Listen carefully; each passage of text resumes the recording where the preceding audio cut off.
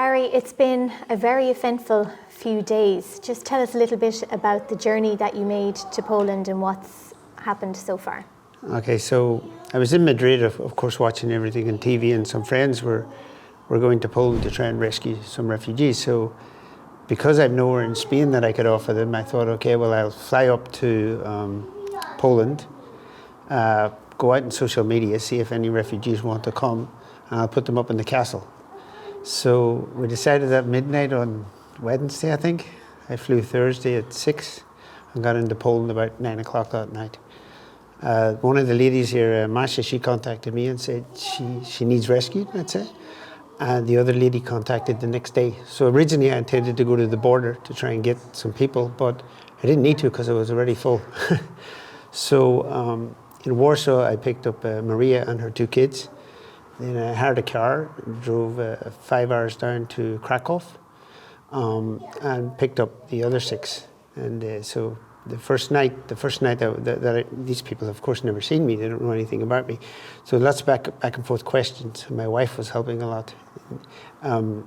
They're very brave to come across with a man they've never met before, to get on a plane who's going to say that they're going to go live in a castle. Sounds like a fairy tale or sounds something very strange. So yeah, the first night that I met Masha and the family, it's actually 4 families. I thought it was 3 until today. And I've been with them for 5 days. So 4 families, and the young lad, he had his birthday sitting with me, trying to book flights for him to get out of the country to get safe. So we had quite a bad couple of days, I suppose. And then when we got to the airport, all of the documents that they have are the passports are either old or the kids don't have passports. So the airlines were giving us an incredibly difficult time. We phoned Dublin Airport, and the Irish government, and fair play to them, have done a fantastic job. Said get them on the plane, they're allowed to come to Ireland. We will treat them with respect, dignity, and sort them out. And they did do that. So, but again, it got complicated again because I couldn't put them on the same flight. So we put 6 on the first flight, and I went with 3 on the second flight. My friend Brian McKevin, he drove up to Dublin without knowing them or them seeing each other. They met. He put them in a hotel. I arrived 4 hours later, and then we brought them up to Galway the next day. So yeah, it's about 4 days of, I'm not sure what happened actually. I don't know where I am. There's a huge amount of trust involved for the families that have come here to leave Poland with an absolute stranger and go to a country that they probably knew very little about, or maybe only what they had seen through the media. Yeah, absolutely. So and my Facebook account says Ballindooley Castle. So first of all, so there was no person there, if you know what I mean. So I had to put my LinkedIn account. My wife had to put her Instagram account, and we had lots of back and forth messages. They were asking me, for example, if I go into Ireland, can I get back out again when the war finishes? They were asking me, do they speak English in Galway? And I said, yeah. And all these sort of questions, I mean, it's complete and an incredible leap of faith. I'm not sure that I would have done it if I was in there, but it shows how desperate they were. It shows how desperate they were. And in fairness, in Facebook, I had a lot of help from people across the world giving me advice on how to speak to them. What way to convey safety and what way to convey that everything is going to be fine.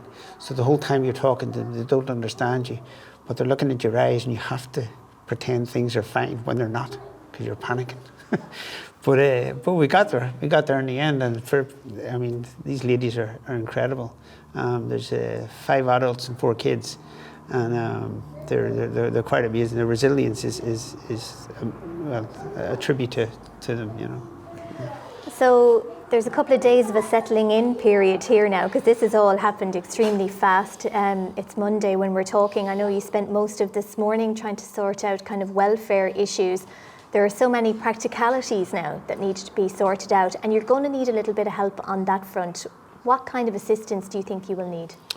Yeah, well, when we arrived the first night, I mean, the first thing is the Irish government gave them SIM cards. That was a big help, actually. That really, because it meant they could contact people back home.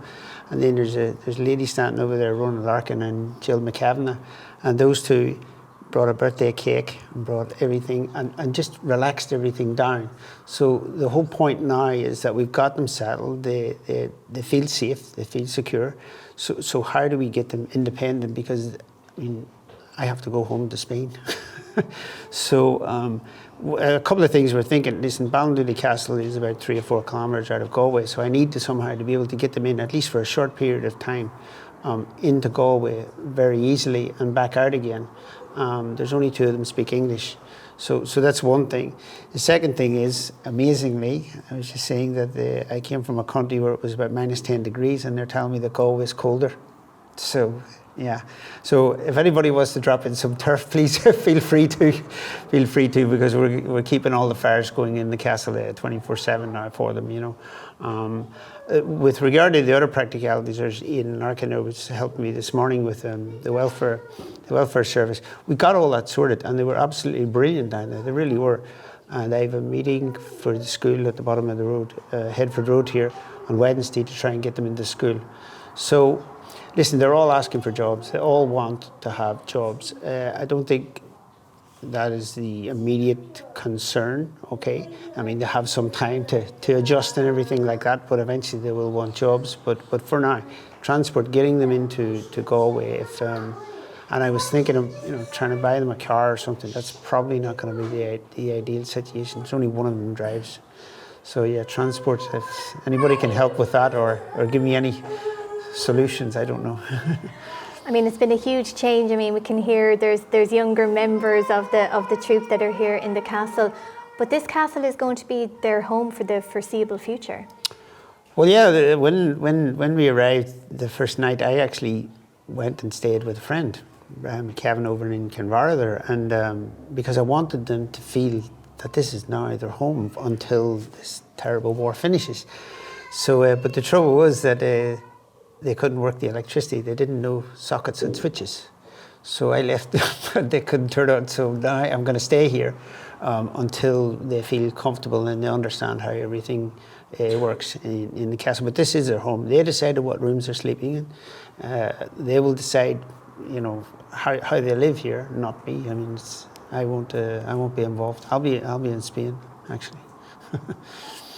But you're going to give them the impression that everybody in Ireland lives in a castle now, Barry. Well, no, they did actually ask that question. I mean, does everybody live in a castle? I go, no, but you do, at least, and that's the important thing. And they're safe, and they're as happy as we can possibly make them.